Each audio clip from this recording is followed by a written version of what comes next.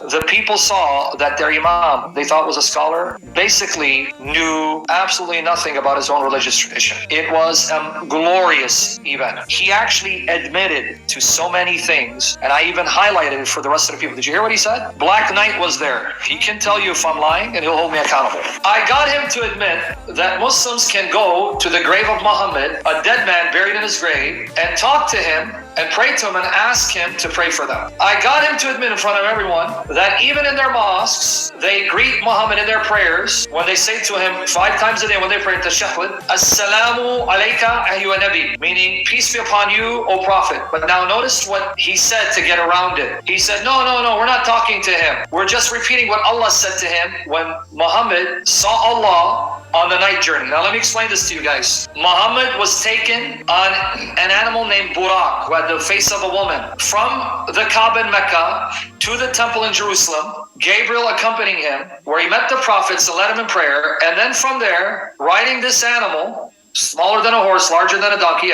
face of a woman called Burak, and they ascended through the 7 heavens. And in each heaven he met a prophet, and then he got to the highest point, and then he entered the house where Allah was, and there Allah ordained on him 50 prayers. Now guys, can I ask you a question? How stupid must you be to believe this story?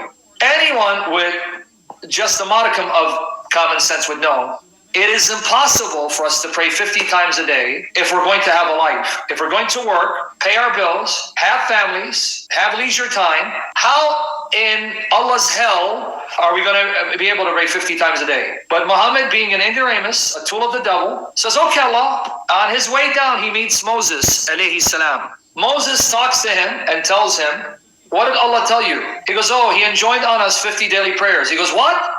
That's too much. Go and have him reduce the prayers. So Muhammad went back. So Allah reduced them. Went down 45, 40, 35, until finally he kept coming back to Moses saying, no, that's too much. Go back. He'd come back. Too much. Go back. So it's Moses who keeps telling him, go back. It's too much. Finally, Muhammad got Allah to reduce the prayers to 5. When he comes back, Moses says, that's still too much. My ummah, my community, couldn't even handle praying 3 times a day. So 5 is too much. And Muhammad said, I'm too embarrassed to go back to my Lord. And then the hadith records Muhammad saying, this is why when you pray 5 times a day, it's credited to you as 50 prayers. Who showed more common sense? Who showed more compassion and mercy and love for Muslims? Allah, Muhammad, or Moses? So in this story, Moses turns out to be better than Allah and Muhammad, greater than Allah and Muhammad, because he's smarter than Allah and much more loving, merciful, compassionate than Allah and Muhammad.